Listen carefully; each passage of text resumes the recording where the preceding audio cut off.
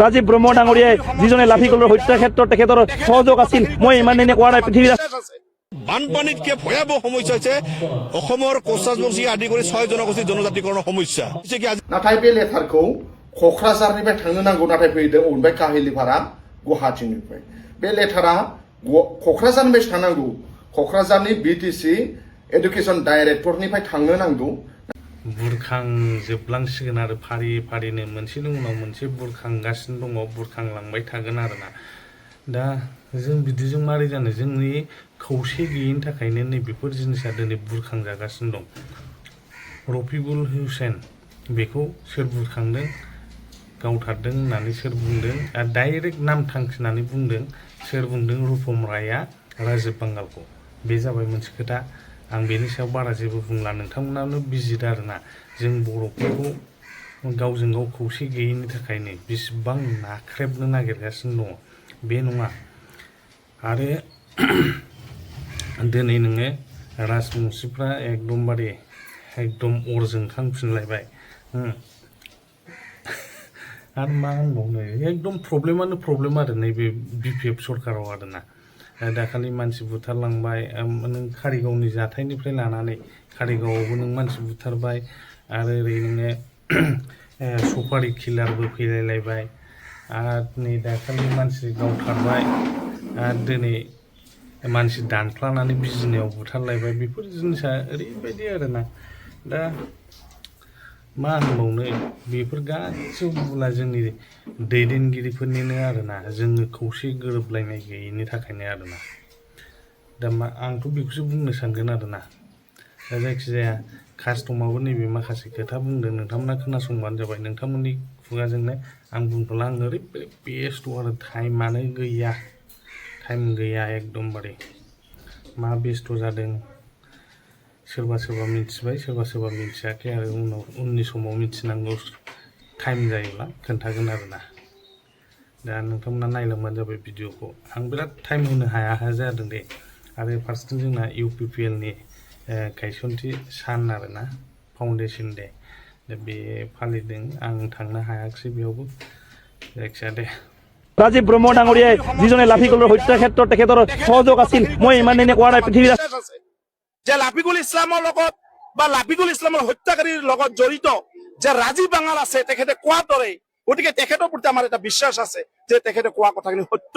গতিকে তেখেতক আৰু ৰাজীৱ বাঙালক তাৰ লগে আমি এই কথাখিনি ক'ব বিচাৰিছো যে ৰাজীৱ বাঙাল যেতিয়া ইএম আছিল তেতিয়া বিপিএফৰ আছিল আজিৰ দিনত বাওঁসুংগুৰি সমষ্টিৰ যিজন বিধায়কে এই কথাখিনি কৈছে তেখেতৰ আজি বিপিএফৰ এজন বিধায়ক গতিকে দুই বিধায়কে বা দুইজনে যেহেতু বিপিএফৰ মানুহ আছিল গতিকে সেই বিপিএফৰ মানুহ এই কথাখিনি কোৱাত আমাৰ এটা সন্দেহ হয় ইয়াত হাগ্ৰামা মহিলাৰী ডাঙৰীয়ে অতপ্ৰতভাৱে জড়িত আছে এইকাৰণে আমি কৈছো বানপানীতকে ভয়াবহ সমস্যা হৈছে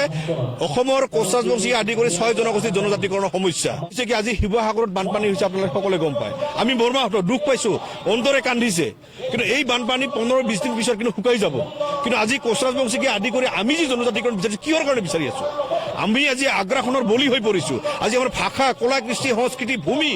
প্ৰত্যেকটো বস্তু আমাৰ হেৰাই গৈছে এই যে কোনোবাই যে হেৰাই গৈ আমাৰ বস্তুখিনি যে কাঢ়ি লৈছে তাতে তেখেতসকলে জন্ম লাভ কৰি আমাক এনেকা কৰিছে সেই অঞ্চলৰ পৰা আমাক উচ্ছেদ কৰাৰ প্ৰৱণতা আমাৰ আহি পৰিছে এতিয়া ভয়াবহ পৰিৱেশটো হৈছে কি বৰ্তমান সময়ত যদি আমি সুৰক্ষিত নহওঁ 20 বছৰ পিছত জনজাতিকৰণ পাই আমাৰ কি লাভ হ'ব কাৰণ গোটেই অঞ্চল যেতিয়া খিলঞ্জীয়াসকলৰ হাতৰ পৰা ভূমি মাটি বাৰী সব ওলাই যাব তেতিয়া আমি জনজাতিকৰণ লাভ কৰি আমাৰ একো লাভ নাই সেইকাৰণে আমি অসমৰ মুখ্যমন্ত্ৰী ডাঙৰীয়াক আমি আঁতৰ আহ্বান জনাইছো আপুনি যদি সঁচাকৈ অসমখনক ভাল পায় খিলঞ্জীয়াসকলক ভাল পায় তেতিয়া প্ৰথমে অসমৰ 6 জনগোষ্ঠীৰ জনজাতিকৰণ কৰক আৰু বিশেষকৈ 6 জনগোষ্ঠীত আটাইতকৈ লাঞ্ছিত বঞ্চিত থকা জনগোষ্ঠীটো হৈছে কোচ ৰাজবংশীসকল আজি কোচ ৰাজবংশীসকলৰ এই ধুবুৰীৰ পৰা বঙাইগাঁও সেই অঞ্চলবিলাক যদি আপোনালোকে চায় আপোনালোকৰ চকুৰ পানী ওলাই যাব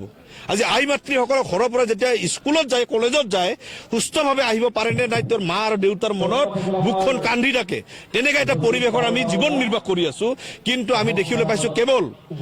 ইলেকশ্যনৰ আগমুহূৰ্তত প্ৰত্যেকটো ৰাজনৈতিক দলে কিন্তু আমাৰ সমস্যাটো সমাধান কৰাৰ কাৰণত চবেই উঠি পৰি লাগে যেতিয়া ইলেকশ্যনটো হৈ যায় তেতিয়াতো কোনেও কৰিব নিবিচাৰে কাৰণ কি সকলোৱে দিব বিচাৰে কিন্তু আমি ল'ব পৰা নাই কাৰণটো কি আছে অসমৰ 6 জনগোষ্ঠীৰ জনজাতিকৰণ সমস্যা বা কোচ ৰাজবংশীসকলৰ জনজাতিকৰণ সমস্যা কেৱল কোচ ৰাজবংশীসকলৰ নহয় অসমৰ এটা জ্বলন্ত সমস্যা এই সমস্যা যদি সমাধান কৰা নহয় অসমখন অসম হৈ নাথাকে আমি কৈছো সময় থাকোঁতে হৰিৰ নাম ল'ব লাগে মুখ্যমন্ত্ৰী ডাঙৰীয়াৰ প্ৰতি আমাৰ এতিয়াও আস্থা আছে ইলেকশ্যনৰ আগত যি ধৰণে কথা দিছে সেই কথামতে আমি কাম কৰক পুনৰ যদি আমি ৰাজপথত ওলাই আহিব লাগে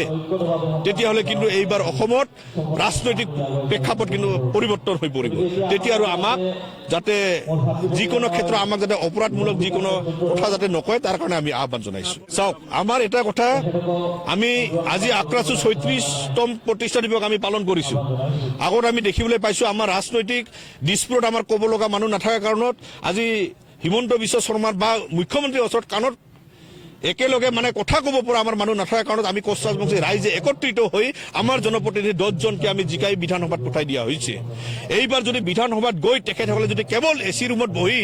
নিজৰ জীৱন নিৰ্বাহ কৰিব বিচাৰে তেতিয়াহ'লে তেখেতসকলে তাৰ পৰা ঘৰত ঘূৰি আহিব নোৱাৰিব এনেকুৱা পৰিৱেশ হ'ব আৰু কেৱল কোচ ৰাজবংশীৰে নহয়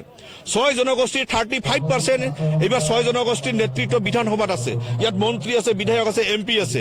এইবাৰ যদি কোচ ৰাজবংশী আদি কৰি 6 জনগোষ্ঠীৰ জনজাতিকৰণ কৰা নহয় মুখ্যমন্ত্ৰী যি কথা দিছে সেই কথামতে যদি কাম নকৰে পৰৱৰ্তী সময়ত দেখা পাব অসমত যি পৰিৱেশ আগে পিছে হোৱা নাই সেই পৰিৱেশ অতি সোনকালে ঘটা এটা পৰিৱেশ আহি হ'ব थ' बेखौथ' माने हमनोबो हायोमोन बा आथिङावबो गुलि गावनो हानायनिबोथ' परिबेस दंमोन डाइरेक्ट खर'आव गावाबालानो दा बे मोनसे इनजास्टिस जादों हाथियार मोनदों होननानै पावार मोनदों होननानै बिमान मोनदों होननानै जानला मानला गावलाबायनायजों दिनै जानाय नङा बेखौ दिनै जोङो रायजोनि जानानै जों बुंथारनांगोन नङा होमबा दिनै पावार मोनदों होननानै जुदि सोब समावबो गोरोन्थि मावनायफोरखौ सिलाइनि गुलिजों जुदि फोजोब नागिरबा बे समाधान जानो हानाय नङा खुलुमबाय आं मुस्रि कास्टम बसुमतारी दिनै आं नोंथांमोननो नैबे लेटारखौ देखायनो नागिरदों बे लेटारा मा खनसे जुम खालाम औ बे लेटारा जोंनि थाखाय जोबोद लासिंसिं बाथ्रा मानो होनोब्ला एडुकेशन डिपार्टमेन्टआ बिटिसिनि ट्रेन्सफार साबजेक्ट नाथाय बे एडुकेशननि सायाव दिनै दिसपुरनिफ्राय लाइजाम फैदों मा लाइजाम फैदों आं नोंथांमोननो फरायनानै खिन्थानो हा office of the director and secondary education Assam Kahilipara Guwahati बाव लिरनाय दङ तामुलपुर डिस्ट्रिक्टनि नतुन बस्ती आंगोरकाटा एमइ स्कुला आपग्रेडेशन जाबाय नतुन बस्ती आंगोरकाटा हाई स्कुलाव आपग्रेडेशन जानायाव जोंहा जेबो बुंनांगौ बाथ्रा गैया नाथाय बे लेटारखौ क'क्राझारनिफ्राय थांनो नांगौ नाथाय फैदों अबेनिफ्राय काहिलिपारा गुवाहाटीनिफ्राय बे लेटारा क'क्राझारनिफ्राय थांनांगौ क'क्राझारनि बिटिसि एडुकेशन डाइरेक्टरनिफ्राय थांनो नांगौ नाथाय लेटारा फैदों अबेनिफ्राय काहिलिपारानिफ्राय आरोबाव मा लिरनाय दङ मिथिबायना नै 6टा पइन्ट दङ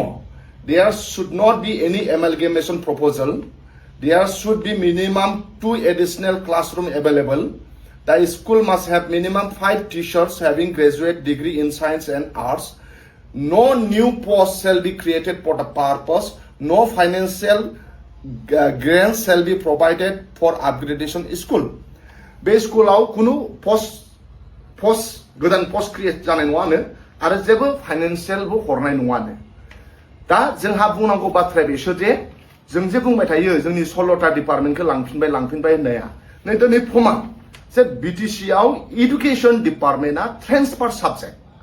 बबेबा मोनसे स्कुलनि आपग्रेडेशन एमालगेमेशन बेफोर लेटारा बिटिसिनि एडुकेशन डाइरेक्टरनिफ्राय थाङो नाथाय स्कुल आपग्रेडेशन तामुलपुर जिल्लायाथ' बिटिसिसो ना तामुलपुर जिल्लानि नै तामुलपुर जिल्ला नङा होमबा डिस्ट्रिक्ट तामुलपुर नेम अफ द स्कुल नतुन बस्ती आंगोरकाटा एमइ स्कुल ओमफ्राय मायाव जादों आपग्रेडेशन नङा होमबा नेम अफ द स्कुल आफ्टार आपग्रेडेशन नतुन बस्ती आंगोरकाटा हाई स्कुल जाबाय दा तामुलपुर जिल्ला दा बे तामुलपुर जिल्लाया बिटिसिनिसो आरो बे बिटिसिनि स्कुलनि आपग्रेडेशन जानाया बिटिसिनि डाइरेक्टरनिफ्राय थांनांगौ नाथाय फैदों अबेनिफ्राय गुवाहाटीनिफ्राय आरो नैबेखौ नै जोंहा प्रमद बर' मानाव गेदेर बिटिसिनि चिफ सारा मा होनदों हार्टेस्ट कंग्रेचुलेशन्स टु द respected teachers and bright young student नाथाय बेखौ बे शेयार खालामदों बे लेटारखौ शेयार खालामदों बे लेटारा गावनिफ्राय थाङाखै बे लेटारा फैदों गुवाहाटीनि Kahilipara director of secondary education of Assam बेनिफ्रायसो फैदों आरो बेखौ मानाव गेदेर बिटिआरनि चिफ प्रमद बर' सारा शेयार खालामदों लासिं सिं बाथ्रा जा जोङो बुंबाय थानाया मानाव गेदेर हाग्रामा महिलारि सार बुंबाय थानाया जे बिटिसिनिफ्राय 16टा डिपार्टमेन्टआ लांफिनबाय दा दिनै बेनो मोनसे प्रमाण जे बिटिसिनि एडुकेसन डाइरेक्टर क'क्राझारनिफ्राय थांनांगौ नाथाय थांदों अबेनिफ्राय दिसपुरनिफ्रायसो थांदों दा आं जुदि मिसा खोथा बुङोब्ला नाथाय नैबे पेपाराथ' मिसा खोथा बुङाखैना बे पेपारा दा बे पेपारनि फिननायखौ मानाव गेदेर बिटिआरनि चिफ प्रमद बर' सारा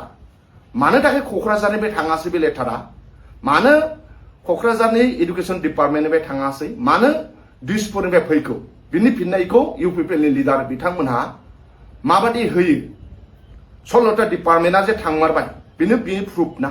दा ओंखायनो गभर्नमेन्ट सोलायनानै जोङो 16टा डिपार्टमेन्टखौ लाबोफिनथारनांगोन एडुकेसन डिपार्टमेन्टआ जोंहा बिटिसिनि ट्रेन्सफार साबजेक्टखा खुनु पट्टे जोङो